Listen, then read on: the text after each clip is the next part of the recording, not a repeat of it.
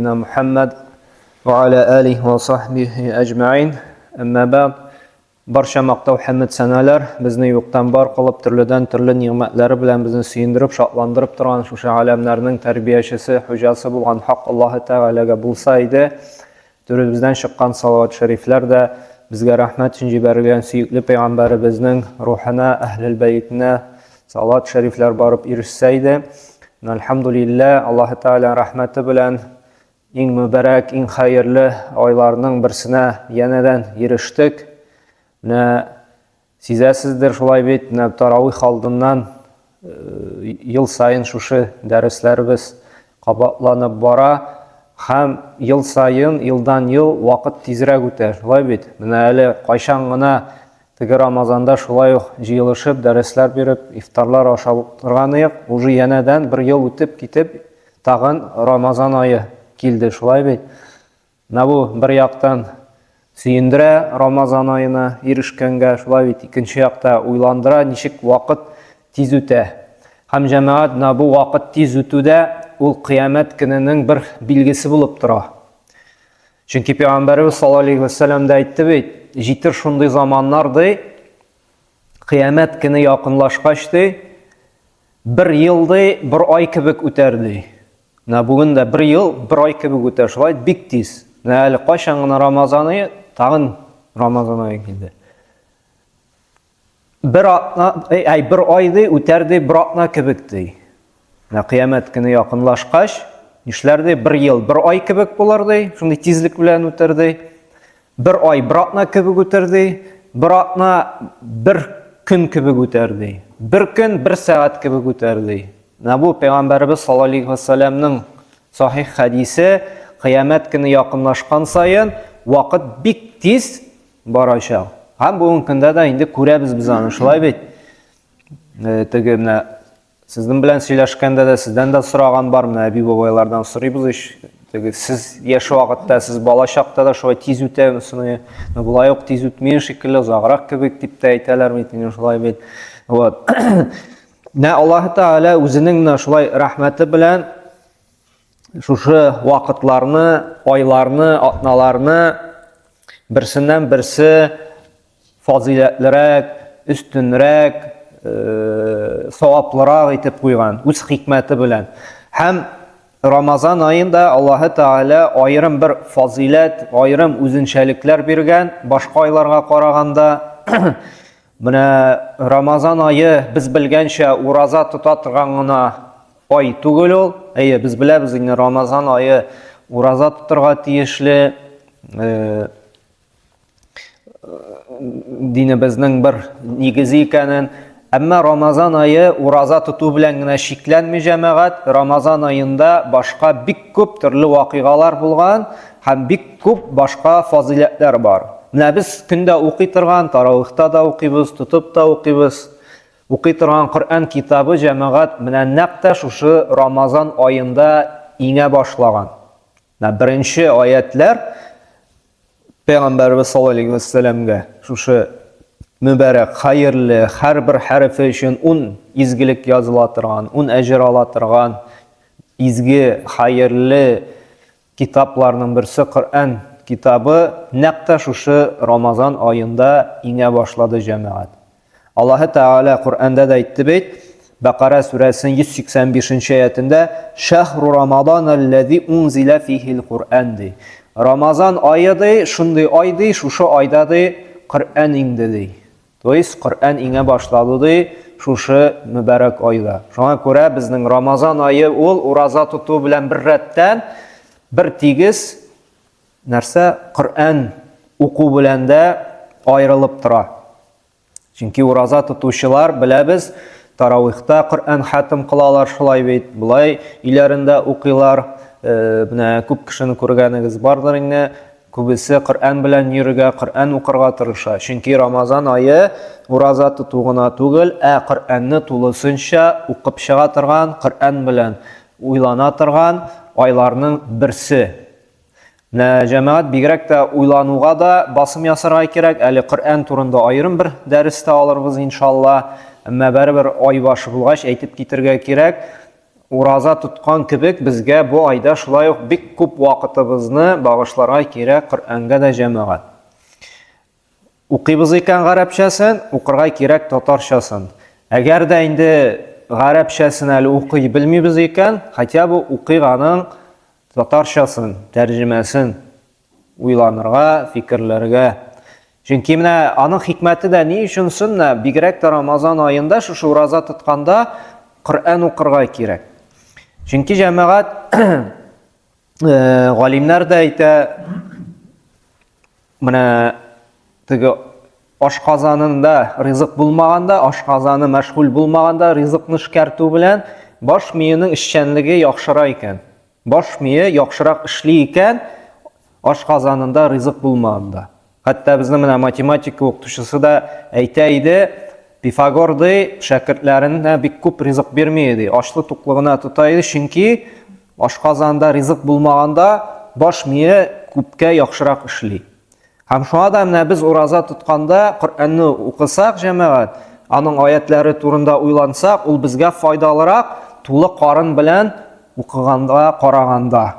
Чөнки ашагач бит инде, менә хәзер дә бит инде йокы килә безнең шулай бит, теге утырып кына торасы килә, потому что һәргәдин все бөтен көч-куатын бирә, бөтен энергияны ашказанда булган ризыкны эшкәртүгә, шулай бөтен көч китә шунда. Ашказаны буш булганда без уже все, безнең баш мие саф, чиста, ул уже готов уйланырга, фикерләнергә. Һәм җәмәгать Рамазан аен тагын бер шундый фазиләте бар. Бу айда бер төн бар. Шушы бер төнне гыйбадәттә үткәрсәң, 83 ел гыйбадәт кылган, изгелек кылган кебек савап языла торган бәрәкәтле, хәерле төн бар. Кадер киче дип атала. Ул бары тик шушы Рамазан аенда гына. Бүтән бер айда да юк. Һәм шушы төнне нәкътә төгәл көненә туры китереп, кадер кичендә гыйбадәттә үткәрәсең икән, Аллаһы Тәгалә аерым сүрәдә әйтте, 1000 айга караганда хәерлерәк ди. Син намазда, дуада, Коръәндә, зикрдә, истигъфарда үткәрәсең икән, 1000 ай, 83 ел буе шушы гыйбадәтне үтәгән кебек әҗер ала торган төн бар. Һәм ул бирелгән бары тик Рамазан аенда гына җәмәгать. Һәм Рамазан айы җәмәгать 3нче фазиләте гынахлардан чистарына торган, гынах тиресеннән юынып, чистарынып чыга торган ай. Чөнки Пәйгамбәр саллаллаһу алейһи ва сәлләм менә 2 хадис килә. Кемдә ураза тотса, һәм кем шушы таравихлар, төнге намазларны укый икән ди. Нәрсә диде? Мен сама Рамадана имана ва ихтисабан гуфира лаху ма тaqaddama min dhanbihi. Һәм икенче риваятта мен кама Рамадана имана ва ихтисабан гуфира лаху ма тaqaddama min dhanbihi. Кемдә иман белән Аллаһы Тәгаләнең барлыгына, берлегенә ышанып, үлгәннән соң терелеп җавап бирәсе көнә, кыямәт көнә ышанып, фәрештәләренә, ул иңдергән китапларга, аның пәйгамбәрләренә, язмышның яхшысы да яманы да Аллаһы Тәгаләдән икәненә ышанып, иман белән ва ихтисабан Аллаһы Тәгаләдән бик савап көтеп, әҗер өмет итеп, ураза тота икән ди, һәм шушы намазларда үткәрә икән ди. Менә без шушыга килдек, шулай бит. Аларны да Аллаһы Тәгалә ди, менә шушы Рамазанга хәтлек булган гынахларыннан да гафу итәчәкмен ди. Гафу итәчәкмен ди, шушы Рамазанга хәтлек булган гынахлардан ди. Һәм шулай ук 3нче риваятта килә, Пәйгамбәрбез әйтте, Муслим җыентында килә торган сахих хәдистә, ва Рамадану иля Рамадан мукаффирату ма байнахунна иза иҗтанаба кабаир. Рамазан белән икенче Рамазан арасында булган гынахларны ди Аллаһы Тәгалә гафу итә ди, әгәр дә алар зур гынахлардан ярак торган булсалар ди. Чөнки безнең гынахлар икегә бүленә. Шулай бит, бар зур гынахлар, бар кече гынахлар.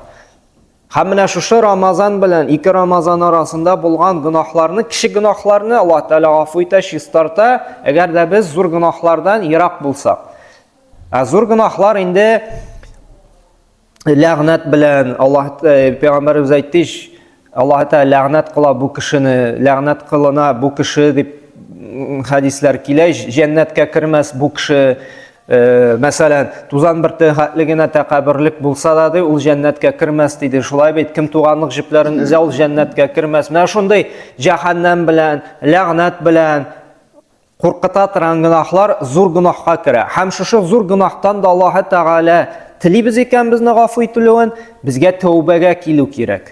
Тәүбә кылу кирәк. Тәүбә кылганда гына Аллаһ Тәгалә шушы зур гынахларны да безне гафу итә. Тәүбә кылу ул да булса, шушы гынахны бүтән кылмыйм дигән карар чыгарып, шушы гынахлардан туктап, изге гамәлләр кылабыз икән, менә бу була тәүбә кылу. Әгәр дә кеше инде шушы гынахны кылуна туктамый, гафу ит инде дип дәвам итә икән, бу тәүбәгә килгән булмый. Тәүбәгә килер өчен җәмәгать гынах кылуны туктатырга кирәк.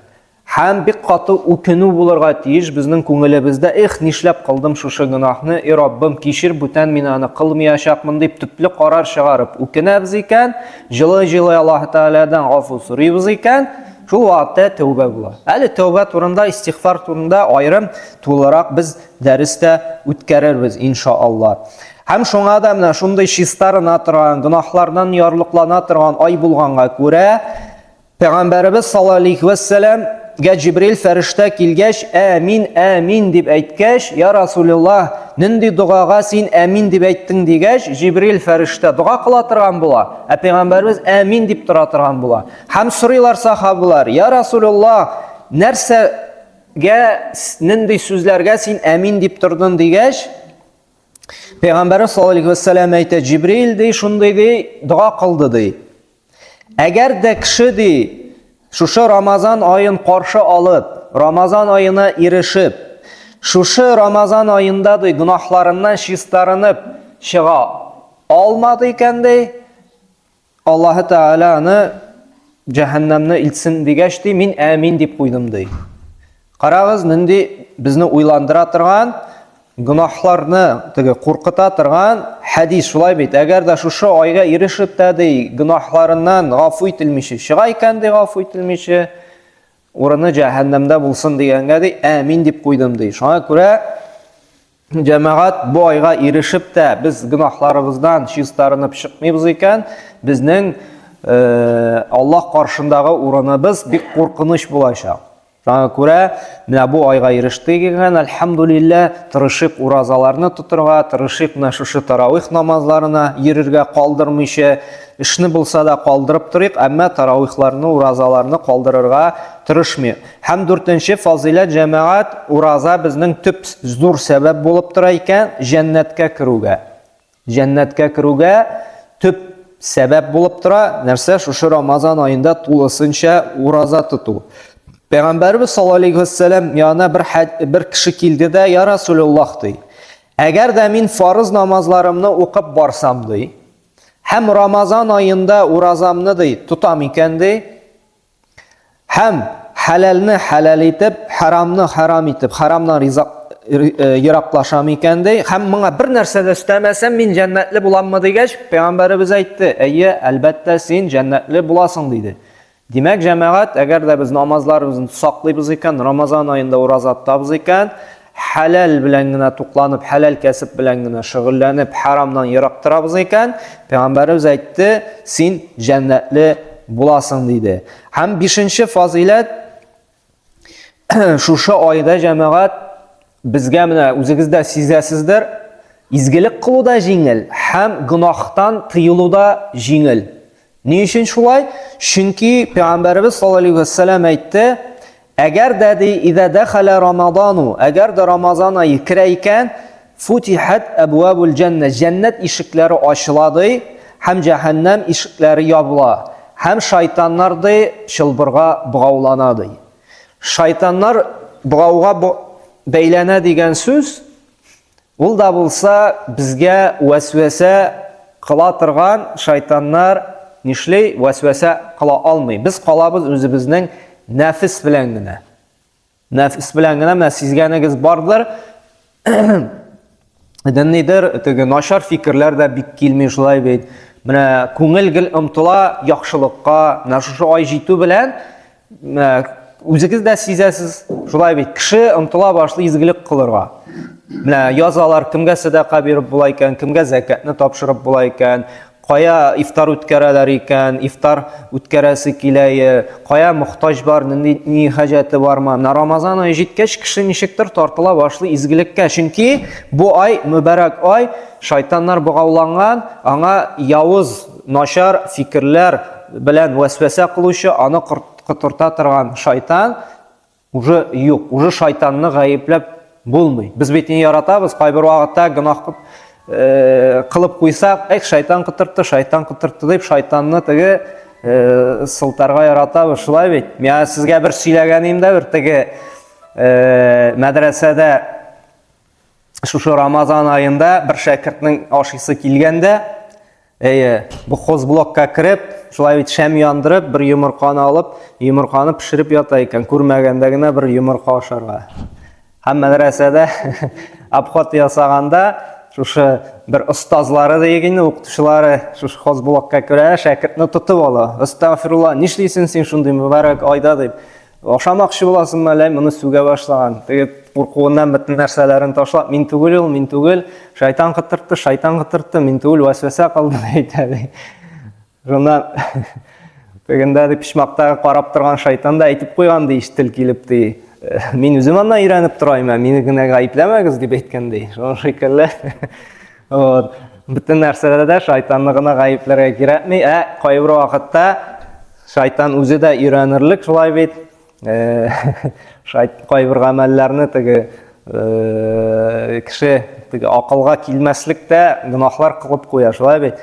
Менә бу айда инде җәмәгать без нәфис белән генә калабыз. Менә нәфисебез безнең тәрбияләнгән икән, нәфисебез безнең иманга тартылган икән. Безнең шушы нәфисебез безне изгелеккә тартачак. Әгәр дә инде нәфис безнең бузылган икән, теге күңелебез карая башлаган икән, ул вакытта ул чакырачак шушындый начар гамәлләргә. Шуңа күрә без бу вакытта инде ни белән нәфисебез белән калачакбыз. Һәм җәмәгать бу айның тагын бер фазиләте, өстенлеге диек, Рамазан ае безне менә мәрхәмәтлерәк, бер-беребезгә карата рәхимлерәк итә торган айларның берсе булып тора. Чөнки менә шушы айда без ураза тотканда без уйланабыз.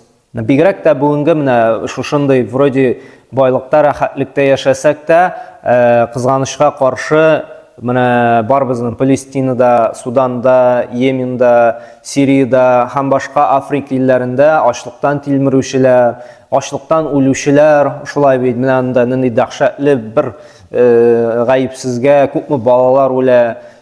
Без менә шушы аларның халәте турында уйлый башлыйбыз. Менә анда ачтан үләләр, шулай бит. Ашарга ризыклар юк, анда блокада, шулай бит. Анда ризык керттермиләр. Һәм без уйланып, менә шушы фәкыйрьләр, мохтаҗлар турында уйланып, бездә күңелдә рәхимлелек, мәрхәмәтлелек туа башлый кемнәргә карата? Факир мискиннәргә карата. Чөнки алар да менә шушындый ачлыкны кичерә. Менә шушы ач торганда без уйлана башлыйбыз. Каралей, бездә әлхәмдүлилләh, әле без беләбез, менә ифтардан соң безнең ашарга ризык бар. Аларның ашарга ризыклары да юк. Һәм бу җәмәгать шушы ризыкның кадерен белергә дә өйрәтә. Менә күпме көн ач торганнан соң шулай бит бер стакан суда бик тәмле булып куя, бер телем ипидә нинди тәмлегә әйләнә, шулай бит. Бу безне әле ризыкка карата кадерне өйрәтә һәм исрафтан саклый. Бүген көндә бит инде без исрафтан интегәбез, шулай бит. Балалар, оныклар кунакка килсә, сез аны күрәсез, бер алманы тишли дә, инде тотып бара, шулай бит. Монда бер ипине тишли дә, бу пишмакка ыргыта, шулай бит. Бер атнадан табырга мөмкин санда карават астында, шулай бит. Я бер печенье кисәге, я анда бер мандаринның ниләре, шулай бит, уже плесеннәр чыга башлаган, шулай бит. Менә бу нәрсә, менә шушы изобилие диек, нигъмәттә йөзү, менә шушы ризыкны кадерсезләргә өйрәтә башлады, кызганычка каршы. Менә без Рамазанда киресенчә уйланып, балаларга да аңлатырга кирәк. Менә без ач торабыз хәзер, шулай бит. Бар бит, безнең әле ашарга ризык бар, бар гомумән авыз ашарга ризыгы булмаган кешеләр. Шуңа күрә ризыгыбызны кадерлик, менә ниндидер западный тенденциялар керә, менә туган көннәрдә балаларның теге шундый бер традициясе, тортны алып теге именинникның торт белән теге битенә каплау, шулай бу бит инде исраф җәмәгать. Бу ризыктан көлү. Ризык бит ул уен өчен түгел, уйнар өчен уенчыклар бар. Шулай бит, ризык ул ашар өчен. Бүген менә ничектер шундый чит илдән шундый традициялар керә башлады, ризык белән ниндидер уеннар үткәрү. Ул дөрес түгел. Ул беренчедән син битеңә ниткән төшкән ул ризыкны ашамый, ул бөтенсе чүпкә китә. Ярар, авыл җирендә хайван бар, хайванга бирергә мөмкин. Шәһәр җирендә берсе дә аны алайтып нитеп тормый хайванга дип, бөтен шушы тортны инде алалар да ташлыйлар. Шулай бит синең битеңнән борыныңа, авызыңа кергән тортны берсе дә инде ашап тормый. Бу исраф. Бу 500 тәңкә акчаң да исраф. Шулай бит бу ризык та исраф. Аллаһ Тәгалә бит бирергә мөмкин. Сез шулаймыни әле? Сезгә шуның хәтлек азындыгызмы дип Аллаһ Тәгалә янәдән безгә бит ачлык та җибәрергә мөмкин. Шуңа күрә җәмәгать, менә бу Рамазан айы безгә әзрәк кенә уйландырырга бер ризык булсын ие. Менә бу ризыкларны кадерләргә, исраф кылмаска, киресенчә мәрхәмәтлерәк булырга, факирләр халәтенә дә төшәргә һәм Рамазан айы шушы ураза тотып без инде ихтияр көчен тәрбиялибез. Шулай бит, чөнки кешегә иң кирәкле диек, иң яраткан әйбер аның ризык. Без кәсеп кылабыз, эшлибез ашар өчен. Шулай бит инде тормышны алып барабыз, ашау сәбәпле. Ашасак көч була, көч булсак эшли алабыз. Һәм кеше өчен инде иң яраткан нәрсәсе ул нәфис өчен дә, ул шәһвәтебез өчен дә ул ашау. Шуңа да Аллаһ Тәгалә безгә иң кадерле, иң кирәкле булган нәрсәне тыйып, безне тәрбияли. Бездә ихтияр көчен булдырырга өйрәтә. Чөнки әгәр дә без халал ризыктан үзебезне тыйып тора алдык икән, без инде харамдан, гынаһлардан тем более үзебезне тыя алачакбыз. Шуңа күрә иң яраткан, иң кадерле нәрсәне Аллаһ Тәгалә безгә шушы айда билгеле вакыттан тыйдырып, шулай бит без ихтияр көчен тәрбияләп, Аллаһ Тәгалә үзгәрергә чакыра безне. Давайте ризыктан тыелдыгыз, башка гынаһлардан да тыелырга үзегезне өйрәтегез әле дип. Әле без айрым дәрестә алырбыз иншаллах хакыйкый ураза турында. Хакыйкый ураза шушы ашау эчедән генә тыелу түгел. Чөнки уразаның бит Рамазан аенданың төп максаты ләалләкум таттакун диде. Аллаһ Тәгалә Бакара сүрәсендә дә әйтте бит, бу ай безне тақвалыкка илтергә тиеш. Аллаһ Тәгалә нәрсә диде? Иман китерүчеләр ди, сезгә хәтлек яшәгән кавымнәргә дә фарыз булган кебек, сезгә дә ураза тоту фарыз кылынды ди. Бәлки сез тақвалылардан булырсыз ди. Менә шул бәлки сез тақвалылардан булырсыз дигән сүз төп Рамазан айында ураза тотуның максаты тақвалык җәмәгать. Нәрсә ул тақвалык? Тақвалык ул Аллаһ Тәгаләнең әҗр савабын өмет итеп игелекле, хәерле гамәлләр кылу һәм Аллаһ Тәгаләнең газабыннан куркып гынаһлардан тыелу. То есть, кеше тақва булган саен ул күбрәк изгелек кыла, күбрәк гыйбадат кыла, күбрәк хәерле гамәлләр кыла һәм тақвалык үскән саен ул күбрәк гынаһлардан тыела. Менә ураза тотып та инде без тақвалансак, күбрәк изгелек кыла башласак, гынаһ кылуны киметәбез икән, димәк безнең уразабыз Рамазан айы дөрес юлдан бара, дөрес рельсыдан бара. Әгәр дә безнең шушы айга ирешеп бернинди үзгәреш юк икән, тақвалык ягыннан диек, ул вакытта безнең шушы уразабызда шушы айны дөрес үткәрмәүдә ниндидер пробел бар, ниндидер җитешсезлек бар. Вакыт бетте буймы? Менә Аллаһ һәм бер генә ни калды, 9-нчы фазилат диек. Шушы Рамазан айы тагын безне нишләтә? Сәламәтләндерә. Менә Рамазан айының тагын бер үзебезгә файдасы диек, ул безнең сәламәтлегебезгә файда китерә. Чөнки ачтырып без беләбез шлаклардан чистарынабыз. Шулай бит безнең авырту клеткаларны, сәламәт клеткалар ашыйлар.